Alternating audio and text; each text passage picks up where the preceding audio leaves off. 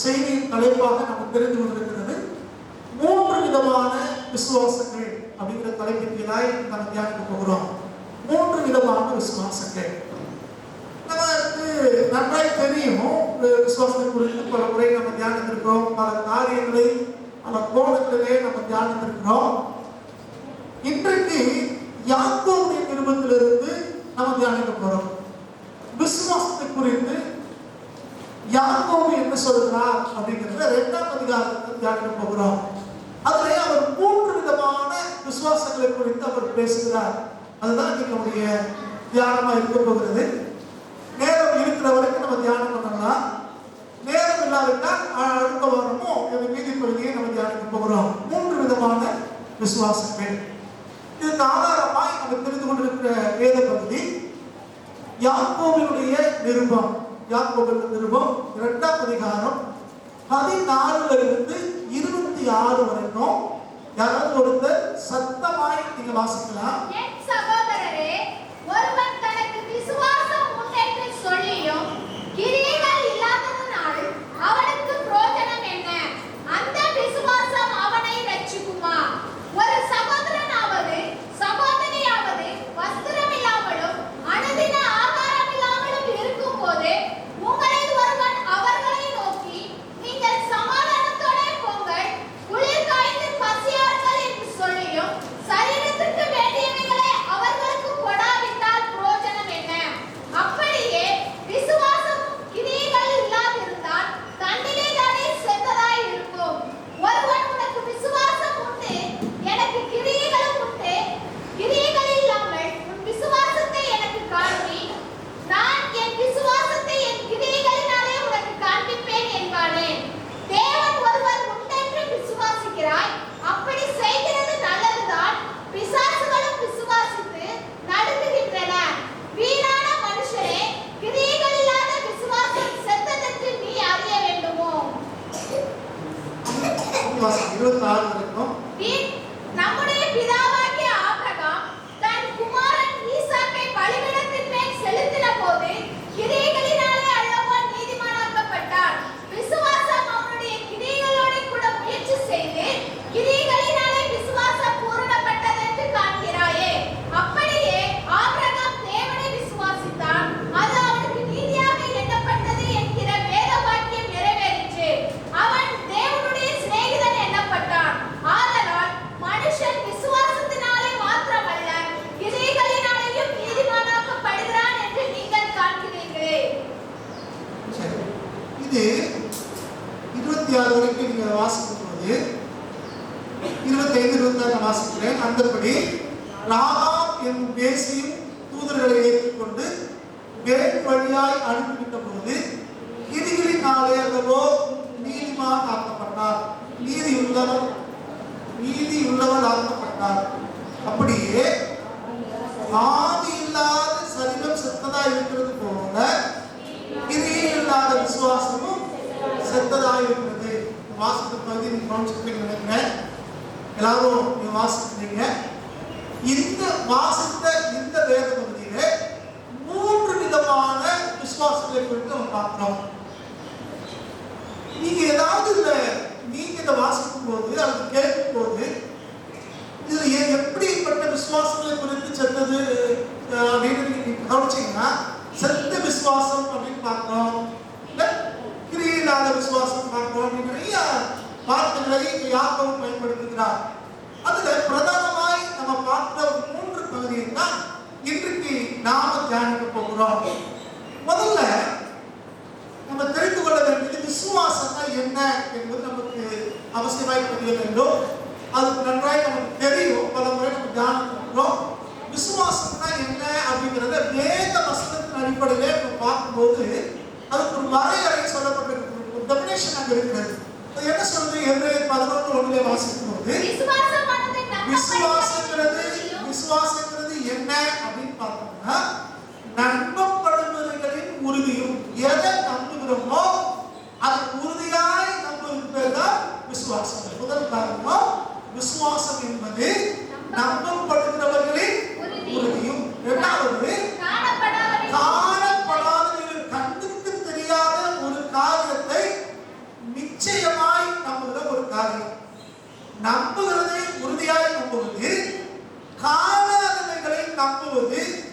பேர் தான் விசுவாசம் என்று பரிசுத்த வேத புஸ்தகம் அதை வரையறுக்கிறது. அப்ப உங்களுக்கு எனக்கும் விசுவாசம் இருக்கணும் அப்படின்னா வேத வசனத்தின் அடிப்படையிலே எதை நம்ம நம்புகிறோமோ அதை உறுதியாக நம்ப வேண்டும். அது நம்ம கண்களுக்கு தெரியாவிட்டாலும் அந்த காரியத்திலே நிச்சயமாய் தேவன் கிரியை செய்வார் என்று நீங்கள் நான் நம்ப வேண்டுவதாக இருக்கிறோம். புரியுது நினைக்கிறேன். விசுவாசம் என்றால் என்ன?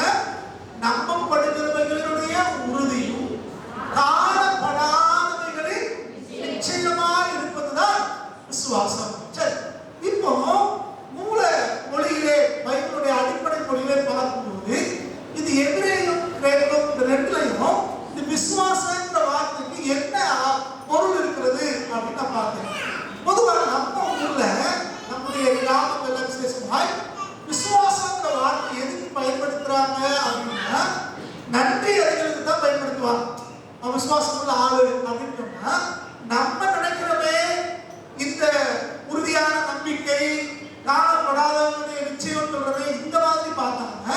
கிராமத்துல அவங்க ரொம்ப விசுவாசமுள்ள ஆளு அப்படின்னா ஒருத்தங்க செய்த நன்றிக்கு அவங்க உண்மையா இருக்கிறதை அவங்க சொல்றாங்க. ஆனா பைபிள் சொல்றது அந்த நன்றி அறிந்தால் உள்ள காரியத்தை சொல்லல, நம்முடைய நம்பிக்கையினுடைய அடுத்தபடியை பேசுகிறது, எதிர்காலத்தை குறித்து நம்பிக்கை குறித்து பேசுகிறது. அப்போ நம்ம ஊர்களிலே நம்ம நம்புகிற விசுவாசத்துக்கும் வேதம் சொல்லுகிற விசுவாச வார்த்தைக்கும் வித்தியாசம் இருக்கிறது.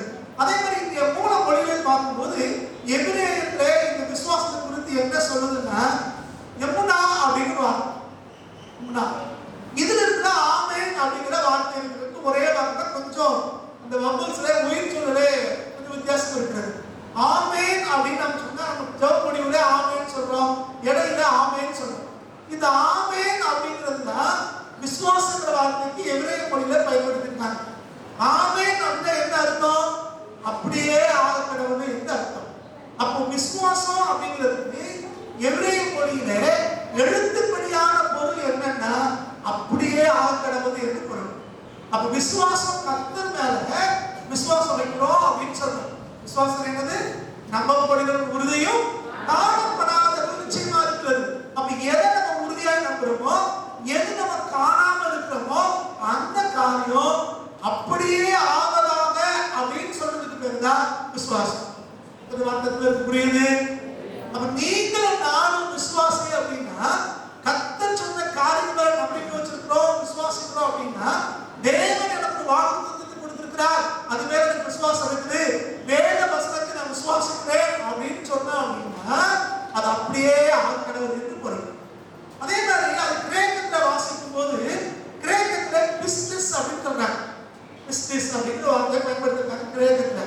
இதுக்கு என்ன பொருள் அப்படின்னா விசுவாசம் இருக்குது, கிரெடிட் சொல்றாங்க, லாயல்டிங்கிறாங்க, நிறைய வார்த்தைகளை சொல்றாங்க. இதுல அடிப்படையிலே இதை பார்க்கக்கூடியதுன்னா விசுவாசத்துக்கு கன்விக்ஷன், உணர்வடைதல், உணர்வடைந்து ட்ரஸ்ட்ஃபுல்லா மாறுறது, ஃபெய்த்ஃபுல்லா மாறுறதுங்கிறாங்க. உணர்வடைந்து அந்த உணர்வின் அடிப்படையிலே தேவன் மேல நம்பிக்கையா இருக்கிறது, உண்மையா இருக்கிறது, அதுக்கு பேர் தான் என்னன்னா விசுவாசம் அப்படின்னு. அப்ப விசுவாசம்ங்கிற ஒரு வார்த்தை வரும்போது கன்விக்ஷன் இல்லாம உணர்வடையாம நம்புகிறது எல்லாம் விசுவாசம் அல்ல. உங்களுக்கு அப்ப விசுவாசம் அப்படின்னா நம்பப்படுகிறவர்களின் உறுதியும் காணப்படாதவர்களின் நிச்சயமா இருக்கிறது. அதுக்கு எழுத்துப்படியான பொருள் என்னவென்றால் அப்படியே ஆகக்கடவுள் என்று பொருள். இரண்டாவதாக நம்ம உணர்வடைந்து தேவன் மேல வைக்கிற விசுவாசத்துக்கு பேர் தான் உண்மையான விசுவாசம். உணர்வு அடையாம, மனம் திரும்பாம, சரிபடாம எனக்கு நடக்கும் சொன்னா அது மூட நம்பிக்கையா தான் இருக்குமே ஒழிய அது தேவனுடைய விசுவாசமாக இருக்காது. அப்ப நம்ம விசுவாசம் உள்ளவங்கன்னு சொன்னா நமக்கு இந்த காரியங்கள்லாம் அடிப்படையில தேவையா இருக்கிறது. சரி, பொதுவாக விசுவாசம் என்ன அப்படின்னு பார்க்கிறோம். அடுத்து இந்த விசுவாசம் ஏன் முக்கியம் அது குறித்து ஒரு சில காரியங்கள் முன்னால் வைக்க விரும்புகிறேன். பொதுவாக கிறிஸ்தவ வாழ்க்கையே விசுவாசத்தின் அடிப்படையிலான வாழ்க்கை தான். கிறிஸ்தவ வாழ்க்கை என்பதே விசுவாசத்தின் அடிப்படையாக கொண்டதுதான். விசுவாசம் இல்லை அப்படின்னா கிறிஸ்தவ வாழ்க்கை இல்லை. நீங்க வேதங்களை நீங்க வாசிக்கும் போது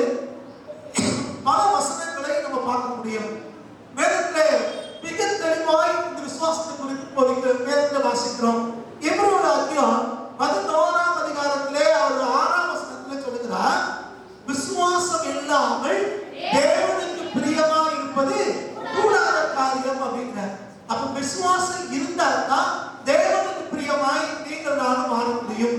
அப்போ விசுவாசம் அப்படிங்கிறது தேவனை பிரியப்படுத்துவதற்கான ஒரு அடிப்படை அழகாக இருக்கிறது. இது முதல் காரியம். அப்ப கிறிஸ்துவ வாழ்க்கையே விசுவாசத்தை அடிப்படையாக கொண்டது. இதுல முதல் படி என்ன அப்படின்னா, தேவனுக்கு பிரியமா இருக்கணும்னா விசுவாசம் நமக்கு தேவை. நம்ம முக்கியமான ஒன்றாக இருக்கிறது. அடுத்ததாக இரண்டாவது காரியம் பார்த்தீங்கன்னா, இந்த விசுவாசத்தினாலதான் நீங்கள் நானும் ரட்சிக்கப்படுகிறோம். விசுவாசம் இல்லாம ரட்சிப்புங்கிறது இல்லை. வாசிக்கலாம். எபேசியர் 2ஆம் அதிகாரம் 8வது வசனம். எபேசியர் 2:8 வாசிங்க. கிருபையினாலே விசுவாசத்தை கொண்டு ரட்சிக்கப்படுகிறோம். ரட்சிக்கப்படுமா? கிருபையினாலே. அப்போ ரட்சிப்புக்கு அடிப்படை தேவையா இருக்கிறது என்னன்னா விசுவாசம். விசுவாசம் இல்லாம ரட்சிப்பை யாரும் பெற்றுக்கொள்ள முடியாது. அப்போ முதல் காரியம் பார்த்தோம், தேவனை பிரியப்படுத்த விசுவாசம் நமக்கு தேவை. விசுவாசம் இல்லாம தேவனுக்கு பிரியமா இருக்க முடியாது. இரண்டாவது நம்ம இந்த வாசிக்கிறோம், நம்ம ரட்சிப்பதே என்னன்னா விசுவாசம் தான். கிருபையினாலே விசுவாசத்தை கொண்டு ரட்சிக்கப்படுகிறோம். மூன்றாவது காரியம் 2 கொரிந்தியர் 5ஆம் அதிகாரம் 7வது வசனத்தை வாசிக்கும் போது, நம்முடைய வாழ்க்கையே விசுவாசத்தை அடிப்படையாக கொண்டுதான் இருக்கிறது. நாம் தரிசித்து நம்ம நடவாமல் விசுவாசித்து நடக்கிறோம் என்று அவர் சொல்கிறார். நம்ம எப்படி நடக்கிறோம்? விசுவாசத்துக்கு நடக்கிறோம். எல்லாவற்றையும் கண்ணால பார்த்து நம்ம நடக்கல, விசுவாசத்திலே நம்ம நடக்கிறோம். நம்ம வாழ்க்கை விசுவாசத்தை அடிப்படையாக கொண்ட ஒன்றாக இருக்கிறது. தேவனுக்கு பிரியமாக இருக்கிற விசுவாசம் தேவை. ரட்சிப்படைய நமக்கு விசுவாசம் தேவை. மூன்றாவது பார்க்கிறோம், நம்முடைய வாழ்க்கையே எப்படித்தான் இருக்கிறது? விசுவாசமா இருக்கிறது. கண்ணால பார்த்து நம்ம நடக்கல, கர்த்தர் சொன்ன வார்த்தை மேல விசுவாசம் வச்சு அதை தரிசித்து நீங்கள் நான் நடந்து கொண்டிருக்கிறோம். விசுவாசத்திலே நம்ம நடக்கிறோம். வார்த்தை மேல வைக்கிற தரிசனம், கண்ணால கண்டு தரிசனம் இல்ல, தேவனுடைய வார்த்தை மேல வைக்கிற விசுவாசத்தினாலே நீங்கள் நடக்கிறதா இருக்கிறோம்.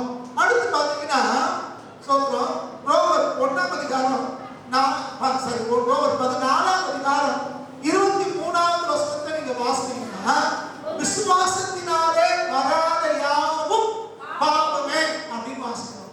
அப்ப நமக்கு என்ன வந்தாலும், நமக்கு என்ன நமக்கு கிடைச்சாலும் அது எப்படிதான் வரணுமா?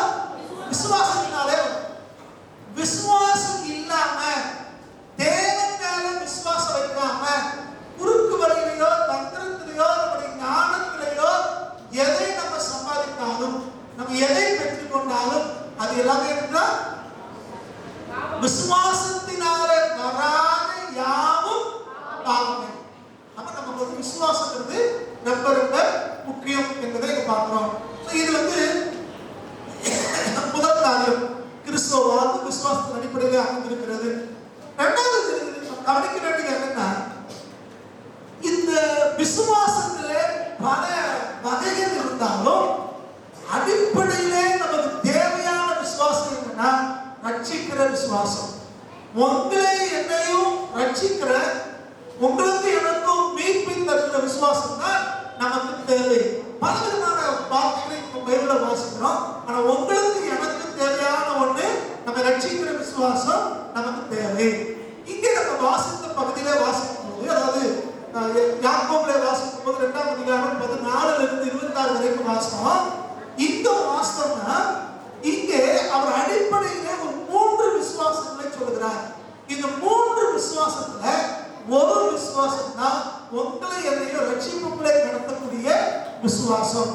அதைத்தான் இன்றைக்கு நம்ம தியானம் செய்ய போகிறோம். சரி, இதுல 3 விதமான விசுவாசம் வாசிக்கிறோம். இதுல முதல் விசுவாசம் என்னன்னா செத்த விசுவாசம், டெட் ஃபெய்த் அப்படின்னு ஆங்கிலத்தில் சொல்லுகிறோம்.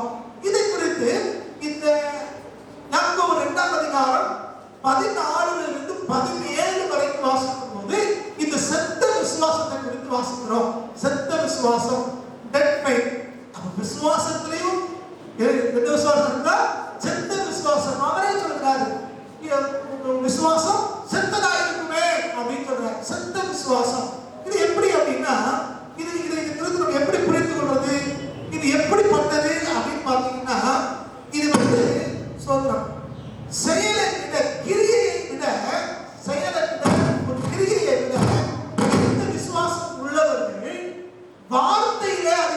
இருப்பார்கள். அது எப்படி சொல்றது? வாய்ச்சொல் வீரர்கள். பேச்சு கேட்க பயங்கரமா இருக்கும். ஒரு வருஷத்துல அது நடந்துரும், இது நடந்துரும், இந்த ஐபிஎஸ் போய் கார்த்தி வந்து அது நடந்துரும், நிறைய சொல்லுவாங்கல்ல.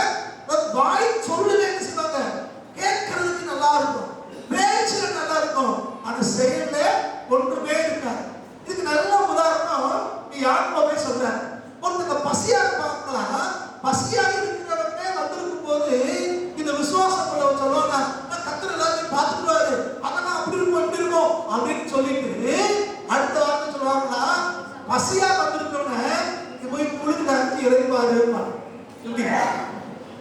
இவனுக்கு பசி சாப்பாட்டுல வந்திருக்குதா, பேச்சு என்ன சொல்றான், நீ கர்த்தருக்கு நம்பிக்கை இருந்தா உனக்கு நடக்கும், தேவன் உனக்கு செய்வா, உனக்கு எப்படி இல்லாம போகும் அப்படின்னு வாய் பேச்சுல பேசுவாங்களே ஒழிய பசின்னு வந்தவங்களுக்கு அப்ப தேவை என்னது? ஆகாரம் கொடுக்கணும். பசியா இருக்கிறவங்களுக்கு ஆகாரம் கொடுக்காம என்ன சொல்லுவாங்களா, எப்படி போகணுமா? சோத்திரம். நம்ம நிறைய சபைகள் அப்படித்தான் ஆராதனை முடிஞ்சு போகும்போது சமாதானம் சமாதானம் சமாதானம் சொல்லி அனுப்புறோம். ஆனா சமாதானம் வாழ்க்கையில் இருக்குன்னா இருக்க, சபைக்குள்ளே இருக்காது, குடும்பத்திலேயே இருக்காது, வீட்டிலேயே இருக்காது. ஆனா வாய் பேச்சு என்ன பேசுவோம்? சமாதானத்தை பத்தி பேசுகிறோம். என்ன சொல்லுவாங்க, பசியோட வந்திருக்கிறான், அவன் பசிக்கு பதில் சொல்லாம, பசிக்கு உதவி செய்யாம வார்த்தையில பேசிட்டு நீ போக அனுப்புவாங்க. இதுக்கு எந்த விசுவாசம்? செத்த விசுவாசம். இந்த செத்த விசுவாசங்கிறது கிரியைக்கு பதிலாக வாய் சொல்லை பயன்படுத்துவார்கள். செப்பதன் காரியம். அடுத்து இந்த விசுவாசம் எப்படிப்பட்டதா இருக்கு அப்படின்னு பார்த்தீங்கன்னா, இந்த விசுவாசம் உள்ளவங்க எப்படி இருப்பாங்க அப்படின்னு பார்த்தோம்னா, மிக சரியான வார்த்தை தியானம் பண்றோம். அது ஜெபத்திலையா இருக்கட்டும், உபதேச காரியங்களா இருக்கட்டும், பேச்சு எப்படி இருப்பாங்களா, ரொம்ப தெளிவா இருப்பாங்க. ஒரு ஐயா சொல்லுவாரு, ஜெபத்திலேயே வானத்தை வில்லா வளைச்சிடுறாங்க அப்படின்னு. ஜெபத்துல வானத்தை வில்லா வளைச்சிடுவாங்க, ஆனா கிரியில ஒண்ணுமே இருக்கு. அன்றுவரே எங்க சகோதரன் அப்படிப்பட்டவர், சகோதரி இப்படிப்பட்டவங்க, அதை செய்யும் இதை செய்யும்பாங்க. ஆனா இவங்க பாக்கெட்ல இருந்து கையில இருந்து 5 பைசா வெளியே போங்க. இது அப்பவும் பேச்சு, வெறும் பேச்சு. ஆனா வாழ்க்கையில ஒண்ணுமே இல்லை. நிறைய பேர் நான் பாக்குறேன், அவனுடைய பிள்ளைகள் சொல்றவங்க, கிறிஸ்தவங்க சொல்றவங்க, பெந்தகோஸ்தக்காரங்க சொல்றவங்க, பேச்சு பயங்கரமா இருக்குது, ஆனா செயல்ல ஒண்ணுமே இல்லை. அப்ப இந்த இப்படிப்பட்ட செயலை வெளிப்படுத்தாமல் வெறும் வாய் பேச்சு பேசுகிற இந்த விசுவாசம் உள்ளவர்கள் யாரு? செத்த விசுவாசம் உள்ளவர்கள் என்று வேதம் சொல்கிறது. இரண்டாவது அப்படிப்பட்டவங்க பைபிள் வசனத்தை கூட சொல்லுவாங்க, வெறும் வார்த்தையில மாத்திரம் இல்ல, பயன்படுத்துற வார்த்தை மாத்திரம் இல்ல, வசனத்தை கூட சொல்லுவாங்க.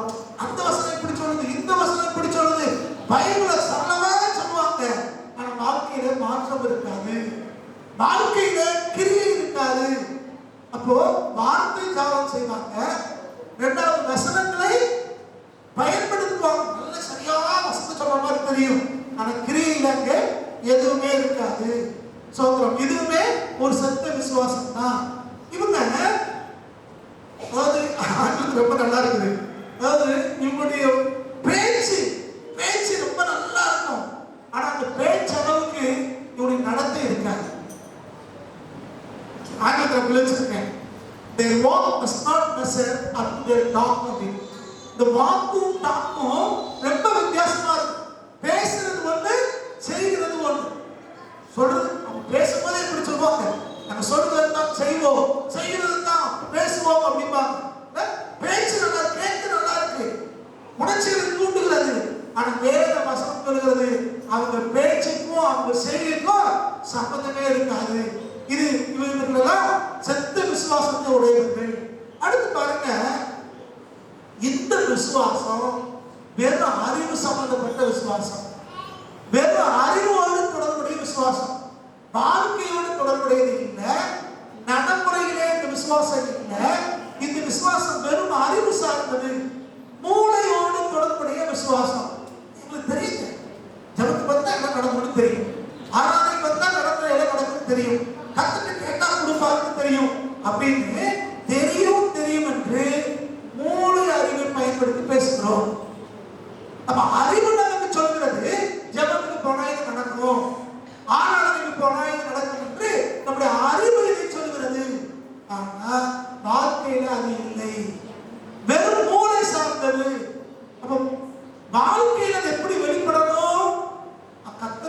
தருவார் அப்படின்னா வேத வசனம் என்ன சொல்கிறது? தேவன் எப்ப தருவாரு, எப்ப ஆசீர்வதிப்பாரு, அதுக்கு என்ன நிபந்தனை சொல்கிறாரு என்று நம்ம ஆராய்ந்து பார்த்துதான் இருக்கிறோம். பல முறை நம்ம தியானிச்சிருக்கிறோம். எல்லா தேவனுடைய ஆசீர்வாதங்களும் நிபந்தனைகளுக்கு உட்பட்டவை. கண்டிஷன்ஸ் இல்லாம எந்த ஆசீர்வாதத்தையும் தேவன் தருகிறவர் அல்ல. அப்போ ஒரு காரியம் வாழ்க்கையில் நடக்கணும்னா நீங்க நான் ஏதாவது செய்ய வேண்டியதாக இருக்கிறோம். வாழ்க்கையிலே ஒரு மாற்றம் தேவை அப்படின்னா கிரியைக்கு முக்கியத்துவம் தேவையா அப்படின்னா நம்ம தியானிக்கலாம்.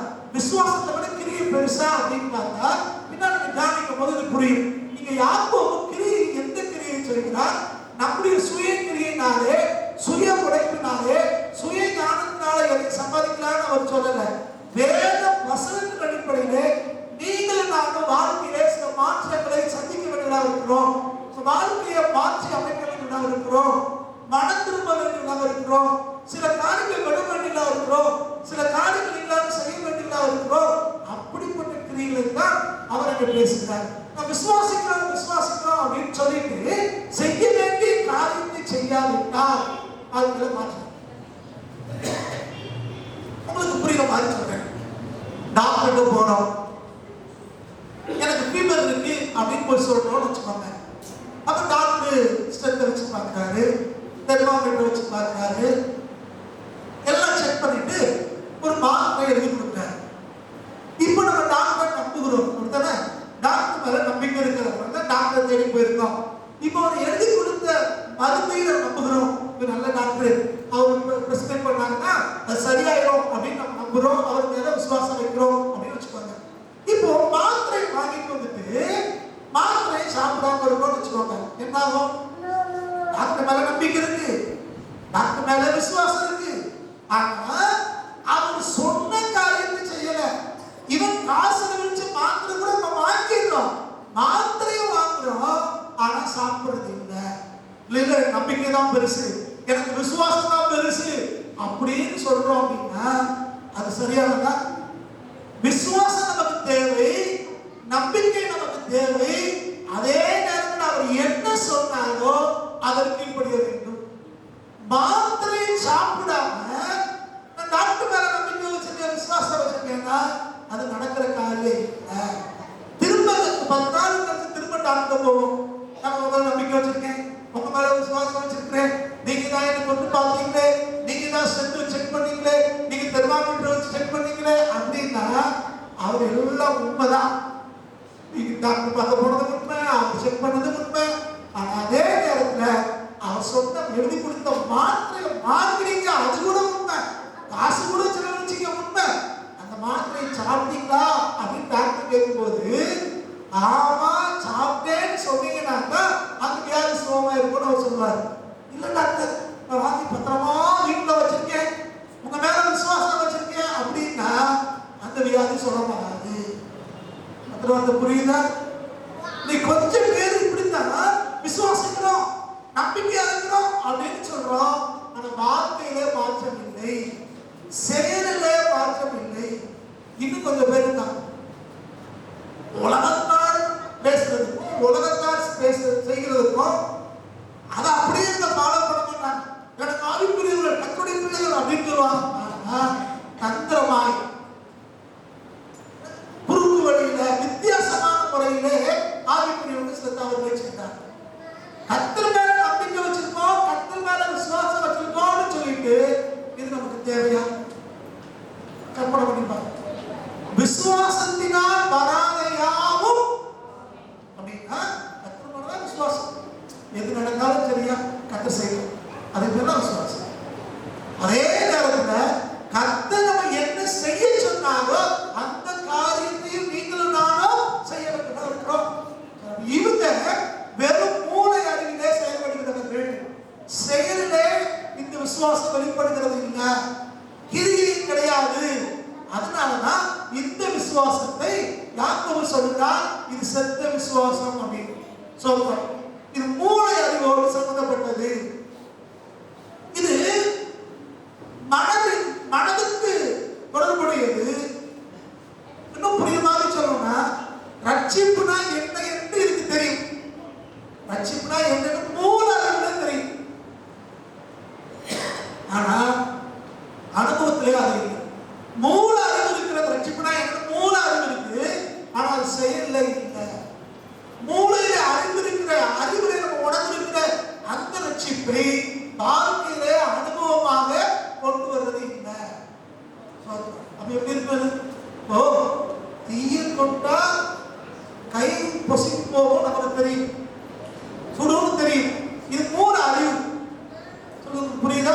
மூல அறிவு சொல்லுது, நம்ம மண்ணு சொல்லுது இது நெருப்பு, இது அக்கினி, இது தீ, இது தொட்ட விட கை சுத்தணும்னு சொல்லுது. ஆனா நம்ம இது தீதான் சுடுதான், சரி என்ன செய்யுது பார்ப்போம் அப்படின்னு கையை உள்ள விட்டா என்ன ஆகும்? புரியுதா உங்களுக்கு? மூல அறிவு சொல்லுது, அதை செயலிலே நம்ம கொண்டு வரவில்லை, அனுபவத்துல கொண்டு வரல.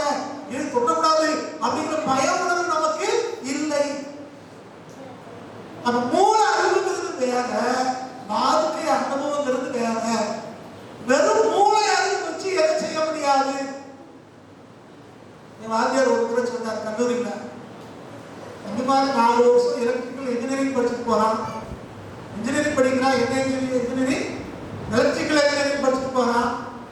வீட்டுல பியூஸ் போயிடுச்சுன்னா எலக்ட்ரிஷியனை தேடலாம் அப்படின்னா, வீட்டுல பியூஸ் போயிடுச்சுன்னா யாரை தேடுவாங்க?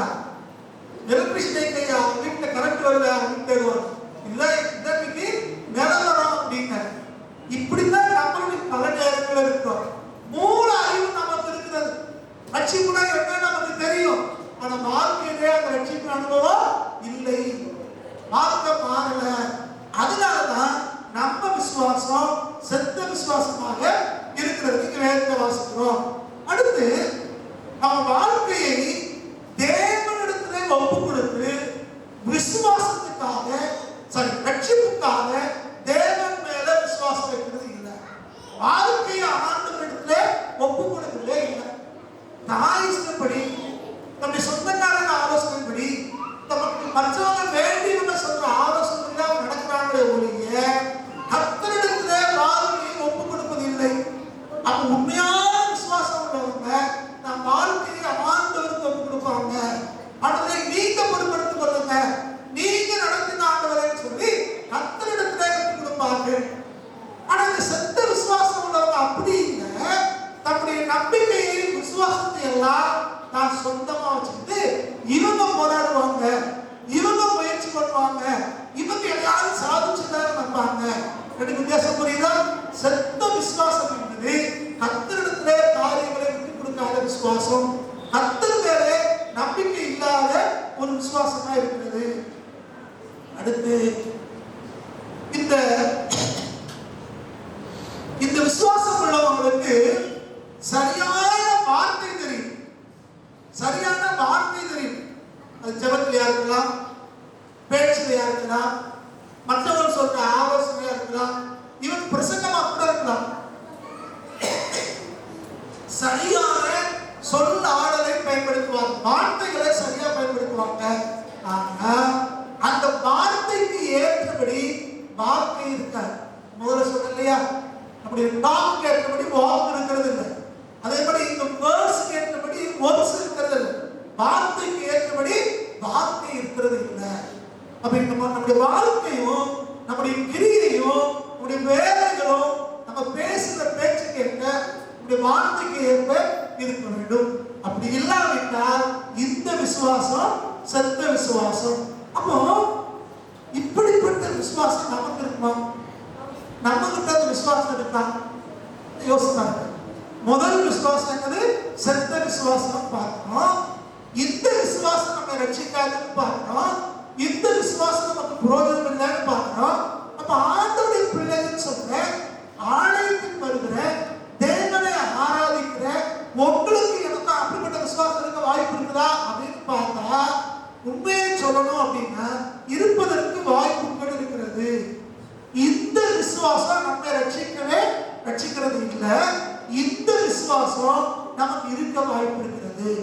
அப்ப இந்த விசுவாசம் செத்து போன விசுவாசம் நமக்குள்ள இருக்கும்னா இந்த விசுவாசம் உங்களை என்னையும் ரட்சிப்பு கூட நடத்தாது.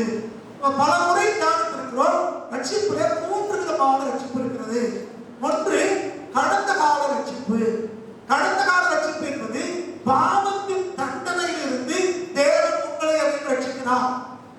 பாவத்தின் தண்டனையிலே ஆதாம் ஏவாளுடைய பிள்ளைகளாய் நீங்களும் நானும் இருக்கிறபடினாலே அவருடைய பாவ சுபாவம் நமக்குள்ளே இருக்கிறது.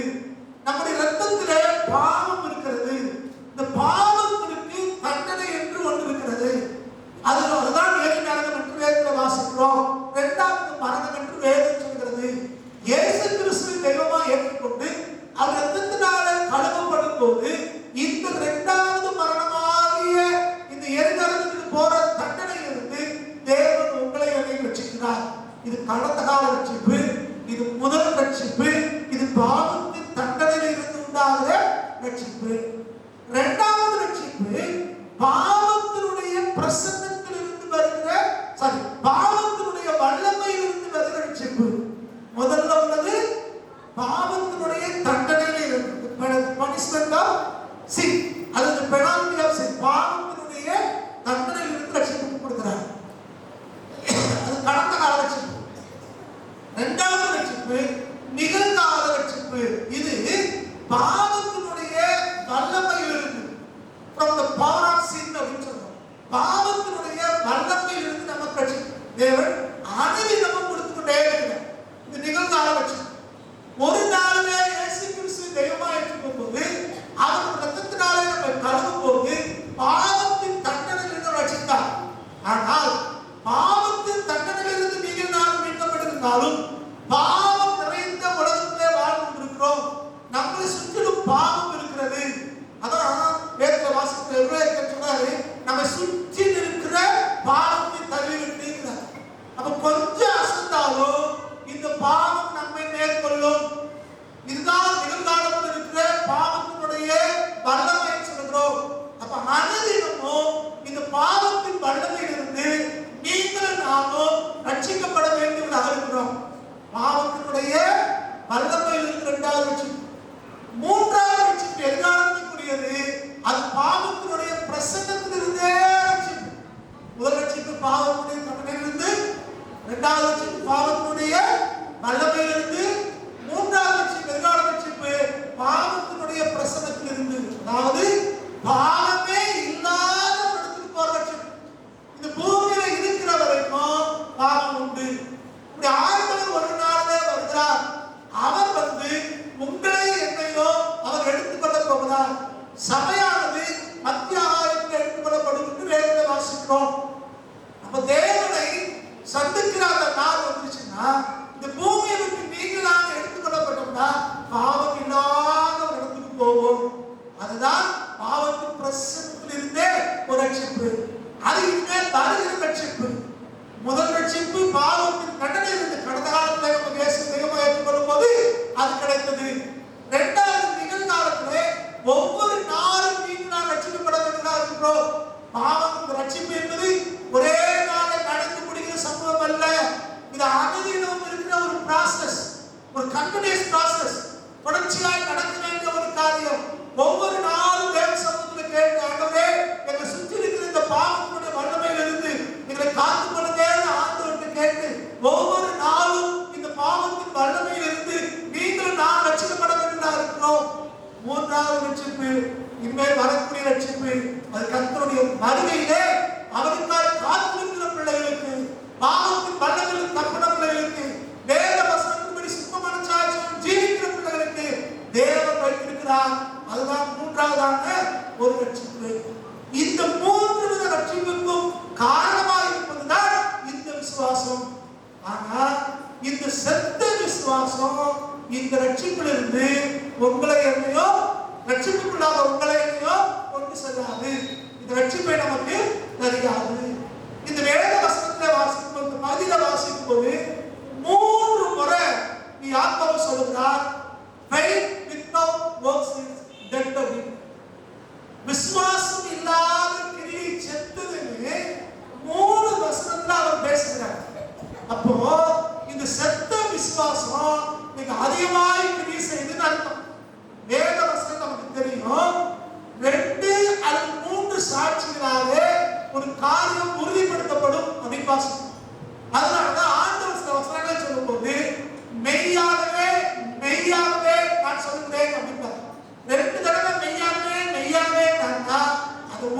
சொல்றாங்க. அதை மாற்றவே முடியாதுன்னு இருக்கும். அதே மாதிரி யாக்கோபு பாருங்க, ஒரே காரியத்தை 3 முறை சொல்கிறார். அது என்னன்னா, கிரியை இல்லாத விசுவாசம் செத்தது. ஏன்னா யாக்கோபுக்கு நல்லா தெரியுது, ஒரு கூட்ட ஜனங்க இருக்காங்க, விசுவாசிக்கிறாங்க, வார்த்தை ஞானத்துல சிறந்தவர்களா இருக்கிறார்கள், வேத வசனங்கள் கூட சொல்றாங்க, அன்னைக்கு வந்த பைபிள் வசனத்தை ஒப்பிக்கிறாங்க, ஆனா வார்த்தையை மாற்றவில்லை, மூல அறிவினாலே பேசுகிறார்கள். இந்த விசுவாசம் செத்த விசுவாசம் என்று சொல்கிறார். இந்த செத்த விசுவாசம் ரட்சிப்புக்கு உள்ளாக உங்களை என்னையோ ஒருபோது நடத்தாது. இந்த விசுவாசம் ரட்சிப்பை நமக்கு கொண்டு வராது.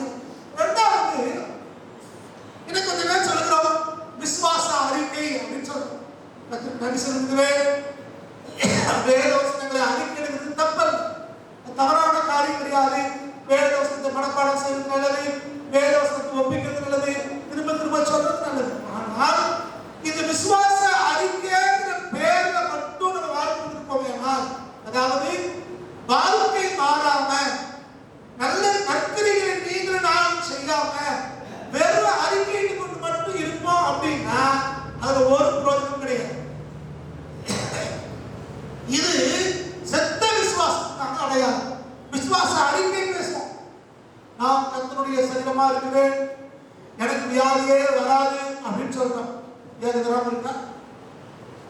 நான் கர்த்தருடைய பிள்ளை, நான் தெரிந்து கொள்ளப்பட்டவனா இருக்கிறேன், நான் எப்போதும் ஐஸ்வர்யமா இருப்பேன் அப்படின்னு பேசுறோம். அப்படி ஏதாவது இருக்குமா? பலவிதமான விசுவாச அறிக்கைகளை பண்ணுகிறோம். விசுவாச அறிக்கை நல்லது, செய்யலாம், தப்பு இல்லை. ஆனா வாழ்க்கை மாறாம நற்கிரிகளை செய்யாம வெறும் விசுவாச அறிக்கைங்கிறது வீணானது, அது தவறான உபதேசம். வாழ்க்கை மாறாம வெறும் விசுவாச அறிக்கை வீணானது. விசுவாச அறிக்கையில என்ன இருக்கும் அப்படின்னா, ரட்சிப்பு உண்டாக அறிக்கை செய்யப்படும் போட்டு இதை வச்சுட்டு நிறைய பேர் என்ன சொல்றாங்க அப்படின்னா, ரோட்ல ஒரு புது கார் நிக்கா, அதை போய் தொட்டு இந்த காரை கர்த்தர் எனக்கு தருகிறார் என்று சொல், அதை நீ கிளைம் பண்ணு, இயேசுவின் நாமத்தினால இந்த காரை எனக்கு சொந்தம்னு சொல்லு, கர்த்தர் உனக்கு கொடுத்துருவாரு. வாழ்க்கையில பார்த்தோம்னா ஒரு நாளைக்கு 10 ரூபாய்க்கு உழைக்கணுங்கிற உணர்வு இல்லை, கர்த்தருக்காக செய்யணுங்கிற வாஞ்சை இல்லை. ரோட்ல போற யாருக்காரங்களையோ கை வச்சு விசுவாசம் அறிக்கை பண்ணா அது கிடைச்சிடும் அப்படின்னா இது பேய் உபதேசத்தை ஒழிய வேத உபதேசம் அல்ல. கவனிக்கிறீங்களா? இன்னைக்கு இப்படிப்பட்ட உபதேசங்கள் தேசத்தில் தீவிரமாய் பரவி கொண்டிருக்கிறது. என்ன சொல்லி நடக்கும்? வாழ்க்கை மாறினவனுக்கு நடக்கும், கிறிஸ்து மீது வாழ்க்கையை மாற்றி அமைச்சவனுக்கு நடக்கும், எல்லாருக்கும் நடக்கிறது இல்லை. அப்போ வாழ்க்கை மாறணும், நற்கிரிகளை செய்யணும், அதோட விசுவாச அறிக்கை செய்யலாம். அப்படி இல்லாம இந்த விசுவாசம் எல்லாம் மூளை அறிவு சம்பந்தப்பட்டது, இந்த செத்த விசுவாசம், இது நமக்கு ரட்சிப்பை கொண்டு வராது. அப்புறம் இந்த விசுவாசம் குறித்து நீங்க பார்த்தீங்க அப்படின்னா, தவறான நம்பிக்கையை கொடுத்து நித்தியத்தை குறித்து தவறான நம்பிக்கையை கொடுக்கிறது. இந்த கல்லூரி நாட்களே ஒரு ஸ்நேகிதர் ஃப்ரெண்ட் ஒருத்தர் வீட்டுக்கு போயிருந்தேன். அவங்க வீட்டுக்கு போகும்போது அவன் சொல்லி கூட்டு போனா, எங்க வீட்டுல நீ இன்னைக்கு ஒரு பைபிள் ஸ்டடி நடக்கணும் அப்படின்னு சொன்னாங்க. சரி, நாங்கள் வீட்டுக்கு போனோம். நாங்கள் 4 பேர் வீட்டில் போயிருந்தோம். அவங்க வீட்டுல அவங்க அப்பா வாத்தியார். அப்போ அவர் சொன்னாங்க, ஜெபலாம் பண்ணி முடிச்ச பிறகு சூசைட் ஸ்டாலின் ஜெபம் பைபிள் ஸ்டடி நடத்தணும். முடிச்ச பிறகு அவர் சொன்னார், தம்பி நம்ம எல்லாரையும் விட நான் தான் ஏசுனார் பக்கத்தில் போய் இருப்பேன் அப்படின்னு. எனக்கு ஷாக் ஆயிடுச்சு. ரசிக்கப்படாத ஒருத்தர், மனதிரும்பாம ஒருத்தர், இது எப்படி பகவத்தில் போய் ஆண்டு பக்கத்தில் நான் தான் இருப்பேன், உங்க எல்லாருக்கும் முன்னாடி நான் இருப்பேன் அப்படின்னா எப்படின்னு கேட்டேன். நம்ம சொன்னார், நீங்களா கிறிஸ்தவர் அல்லாத குடும்பத்துக்கு வந்திருக்கீங்க, நாங்கள் பரம்பரை கிறிஸ்தவர்கள். அது மட்டும் இல்லை, காலையில கோயில்ல சாமியார் எந்திக்கிறதுக்கு முன்னாடி நான் தான் போய் மாதாமாவை வழிபட்டு முதல்ல மணி அடிக்கிறதே நான் தான். காலையில நான் அடிக்கிற மனுஷன் கேட்டுட்டா சாமியாரை எந்திப்பாரு. அதனால எனக்கு ஏசாவை சொல்லுவாங்க, சேசுவா, சேசுக்கு ரொம்ப பிடிக்கும். அதனால நான் தான் முதல்ல ஆண்டு பக்கத்தில் இருப்பேன். வேதம் மாத்தான் சொல்கிறது. இது நித்தியத்தை குறித்து அவருக்கு சில நம்பிக்கை இருக்கிறது, சில கற்பனைகள் இருக்கிறது. ஆனால் அது அவருடைய வஞ்சிக்கிற ஏமாற்றுகிற ஒரு கற்பனை. இந்த செத்த விசுவாசம் உள்ளவர்கள் அது கூட அறிமுகம்னு வச்சிருக்கிறவங்களுக்கு பரலோகங்கிறது இல்லை, ஏமாற்றப்பட்டு விடுவீர்கள், கவனமாயிருங்கள் என்று இங்க ஒரு எச்சரிக்கையை அவர் கொடுக்கிறார். அடுத்து பாத்தீங்கன்னா முதல்ல கேள்வி கேளுங்க, இந்த விசுவாசம் நமக்குள்ள இருக்குமா? நான் ஆண்டவர் அறிஞ்சிருக்கேன்னு சொல்றேனே, நான் ஆலயத்துக்கு வரேனே, நான் கர்த்தரை ஆராதிக்கிறேனே, என் வாழ்க்கையிலையும் இப்படிப்பட்ட விசுவாசம் இருக்கு, செத்த விசுவாசம் இருக்கு, வாய்ப்பு இருக்குதா அப்படின்னு கேட்டா நிச்சயமா இருக்குது. ஏன் அப்படின்னா, எப்போ அப்படின்னா நம்ம பேசுகிறபடி நடக்கல அப்படின்னால நமக்குள்ள விசுவாசம் தான் செத்த விசுவாசம் தான். அப்ப முதல் அடையாளம் அதுதான். அப்ப நம்ம பேசுறபடி நடக்கலன்னா நமக்குள்ள செத்த விசுவாசம் இருக்குன்னு அர்த்தம். ரெண்டாவது, நம்முடைய வார்த்தைக்கும் நம்முடைய கிரியைக்கும் அது சம்பந்தம் இருக்கான்னு பாடமாக பேசிட்டு கொஞ்சம் கூட நம்ம செய்யலாம் அப்படின்னா அது செத்த விசுவாசம். சொல்லுவோம் அதை செஞ்சுறேன் இதை செஞ்சுறேன் அப்படின்னு நம்ம சொல்லுறோம். அதை சொன்னதுல கொஞ்சமாவது நம்ம செய்யறோமா அப்படின்னு பார்க்கணும். வருஷத்துடைய கோபத்துல இப்பதான் ஒரு வருடம் இருக்கு, பயங்கர தீர்மானங்கள் எடுப்போம். அப்படி செய்ய போறேன் இப்படி செய்ய போறேன் அப்படின்னு நீ சேர்ந்தான் சொல்றேன். எல்லாரும் சில தீர்மானங்களை எடுப்போம். ஜனவரி மாசம் கஷ்டப்படுத்து பல்ல கடிச்சுட்டு அந்த தீர்மானத்தை நிறைவேற்ற முயற்சி பண்ணுவோம். பிப்ரவரி மாசம் கொஞ்சம் லேட் ஆகும், மார்ச் பிறந்தால் எல்லா தீர்மானம் மறந்து போயிடும். தீர்மானமே மறந்துடுது. ஒரு சபையில ஒரு ஊழியர் கொடுத்த மாசம் சொன்னாங்க, உங்க சபையில புதுவருடைய செய்தியாக வாக்குறுதி செய்தியாக நீங்க பேசிருக்கீங்க, யார் யார் என்ன வசனம் பேசுங்கன்னு கொஞ்சம் சொல்லுங்க அப்படின்னாரு. அப்போ ஒரு ஐயா எடுத்து வசனம் சொன்னாங்க. உடனே மாத்து சொல்றீங்களா, நீ சொன்ன வசனம் வேற, காலத்துல போட்டுக்கீங்க, ஸ்டிக்கர்ல போட்டுக்க, அது வேற வசனம், இப்ப வேற வசனம் சொல்றீங்கிறாரு. அப்ப அவர் சொன்னாரு, மாத்து சொல்லிட்டா மறந்துட்டாங்க. எதை வாக்கு தந்த வசனமே நமக்கு மறந்து போயிருக்கு. ஆனா நம்ம சொல்றோம், நம்ம விசுவாசத்தை நாங்க தான் சொல்றோம், நாங்க இயேசுவோட இருக்கோம், தினமும் இயேசுவை பார்க்கிறோம், தினமும் இயேசுவோடு பேசுகிறோம் அப்படிங்கிறோம். என்ன பேசுறோங்கிறதே நமக்கு தெரியறது இல்லை. அப்ப நம்ம கொஞ்சம் கவனமா இருக்க வேண்டும். அப்புறம் நம்முடைய விசுவாசமானது வெறும் அறிவோட சம்பந்தமாப்பட்டதா இருந்துச்சுன்னா அந்த விசுவாசம் செத்த விசுவாசம். வார்த்தியாசி இப்படி சொல்லுகிறார், கிறிஸ்துவிடத்திலே வந்துவிட்டு மாற்றம் இல்லாத மனுஷன் ஒருவன் இருக்க முடியாது. கிறிஸ்துவிடத்திலே ஒருவன் வந்தால் நிச்சயமா வாழ்க்கையிலே ஒரு மாற்றம் வரும். அவர் சொல்ற உதாரணம், 220 வோல்ட் வயரை ஒருத்தன் தொட்டுட்டு அவன் வாழ்க்கையில மாற்றம் இல்லாம இருப்பான் அப்படின்னு கேட்கிறார். கரண்ட் போகுது, 220 வோல்ட்ல போயிட்டு இருக்கு, இதை போய் ஒருத்தன் தொடறான், தொட்டுட்டு அவன் அப்படி இருப்பானா, என்ன ஆகும்? ஷாக் அடிக்கும், தூக்கி போடுவோம், பயப்படுவான், அது கீழே வருவான், ஏதாவது நடக்கும். இந்த மாதிரி தான் கிறிஸ்துவம். கிறிஸ்துவிடத்திலே வந்தால் நம்ம வாழ்க்கையில கண்டிப்பாக ஒரு மாற்றம் இருக்கிறது. மாற்றம் இல்லைன்னா நம்ம வயதை தொடங்கன்னு அர்த்தம், அது கரண்ட் போகலன்னு அர்த்தம், ஏதோ ஒரு நம்பிக்கை நீங்கள் நானும் வச்சிருக்கோம். அப்ப கிறிஸ்துவத்தை வந்தோம்னால் உண்மையான மாற்றம் வரும். நற்கிரியை செய்தவராய் நீங்கள் நானும் மாறுவோம். நம்ம வாழ்க்கையில உண்டான மாற்றத்தினாலே கிறிஸ்துவை நெருங்கி ஜீவிக்க முடியும். அப்ப கிறிஸ்துவத்தை வந்தவர்களுக்கு இந்த செத்த விசுவாசம் இருக்கக்கூடாது. இந்த செத்த விசுவாசம் இருந்ததுன்னா நாம இன்னும் கிறிஸ்துவனை நெருங்கி சேர அளவுக்கு சேரவில்லை. இது முதல் விசுவாசம். இது 2 விசுவாசங்களை அவர் பேசுகிறார். இப்ப நமக்கு நேரம் இல்லாத அப்படின்னாலே நான் தலைப்பு பார்த்து நான் சொல்லுகிறேன். 2வது விசுவாசம் என்னது அப்படின்னா பிசாசுடைய விசுவாசம். பிசாசு விசுவாசிக்கிறதே அப்படிங்கிறார். முதல் விசுவாசம் எனக்கு பார்த்துருக்கேன், இன்னைக்கு செத்த விசுவாசம், அதாவது டெட் ஃபெய்த். Dead faith. 2வது விசுவாசம் டீமன் ஃபெய்த், பிசாசுடைய விசுவாசம். வல்லமையான விசுவாசம். இந்த பகுதியை நீங்க வீட்டில் வாசிக்குவாங்க. அடுத்த வாரத்துல இந்த மற்ற 2 பகுதியும் 2 விசுவாசங்கள் குறித்தும் நம்ம தியானிக்கலாம். ஜோபனோமா இருக்கிற இடங்களே அப்படியே எல்லாரும் எழுந்திருப்போம். கர்த்தருடைய முகத்தை நோக்கி நம்ம பார்ப்போம். ஆண்டவரோட சொல்லுங்க, ஆண்டவரே நான் உங்களை நெருங்கி ஜெபிக்க வருகிறேன். நான் உண்மையான விசுவாசம் உள்ளவர்களாய், ரட்சிப்புக்கு நேராய் நடக்கிற விசுவாசம் உள்ளவர்களாய் மாற விரும்புகிற ஆண்டவரே, எனக்குள்ளே செத்த விசுவாசம் இருக்குமானால் அது நீக்கி கொடுங்க ஆண்டவரே கத்துட்டு கேட்கலாம். செத்த விசுவாசத்தினாலே ஒரு பிரயோஜனமும் கிடையாது. அந்த செத்த விசுவாசம் மாறணும்னா நம்ம வார்த்தைக்கும் வாழ்க்கைக்கும் சம்மந்தம் தேவை.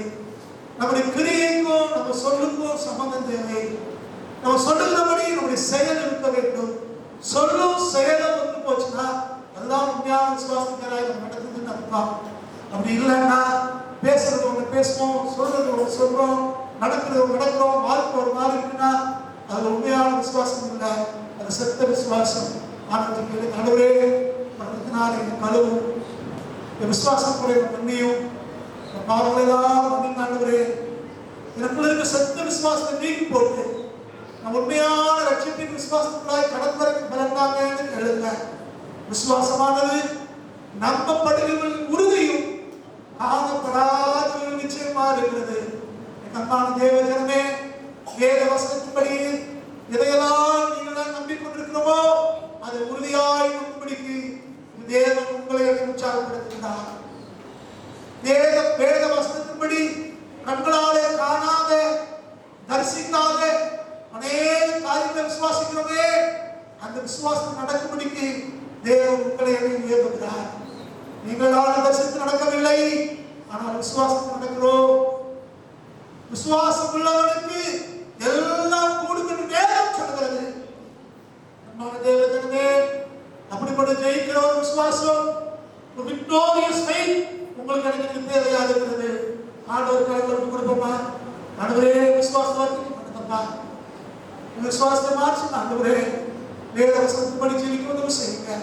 வெறும் மூல அறிவிலே நம்ம இல்லாதபடிக்கு நம்ம விசுவாசத்தை மாற்றி ஆண்டவரே என்று சொல்லி கத்தை நம்மளே விட்டு கொடுப்போமா? எல்லாரும் அர்ப்பணம் செய்யலாம். ஜெபிக்க எல்லாரும் தனிப்பட்டு ஜெபிங்க. ஆண்டவர்கிட்ட சொல்லுங்க, கர்த்தாவே சத்த விசுவாசத்தை எடுத்து போடுங்கன்னு சொல்லுங்க. இந்த வாழ்க்கையை மாற்றி ஆண்டவரேன்னு சொல்லுங்க. ஆண்டவருக்கு இருங்க. சோத்ரம் சோத்ரம் சோத்ரம் சோத்ரம் சோத்ரம் சோத்ரம் சோத்ரம் சோத்ரம் சோத்ரம். விசுவாசிக்கிறவனுக்கு எல்லாம் ஆகும். நீங்கள் தான் கற்ற விசுவாசிப்போம்னு சொன்னா, சரியான விதத்தை அவரை பின்பற்றி நடப்போம்னு சொன்னா நமக்கு எல்லாம் ஆகும். தேவன் எல்லாவற்றையும் திருப்பி தருகிறவர், தேவன் எல்லாவற்றையும் நம்மை ஆசீர்வதிக்கிறவர், எல்லா காரியத்திலும் உங்களை உயர்த்துகிறார். ஆபிரகாம் தேவனை விசுவாசித்தார், அது அவருக்கு நீதியாக எண்ணப்பட்டது. ஆபிரகாம் நான் போகிற தேசம் என்று அறியாமல் கடந்து போனாரு. கர்த்தரோ அவர் சீமானாய் மாற்றினார். நீங்கள் நாம் எந்த நிலைமையில் இருந்தாலும் சரி, எப்படிப்பட்ட சூழ்நிலை காணப்பட்டாலும் சரி, கர்த்தர் மேல வைத்திருக்கிற விசுவாசம் உறுதியாக இருக்குமானால் அவர் அந்த காரியங்களை பொறுப்பெடுப்பார். அவர் அந்த தேவைகளை சந்திப்பார். எல்லாவற்றுக்கும் மேலாய் அவர் முற்று முடிய ரட்சிக்க வல்லவராய் இருக்கிறார். அவருடைய கரங்களை அர்ப்பணம் செய்யலாம். யாராவது ஒருத்தர் சத்த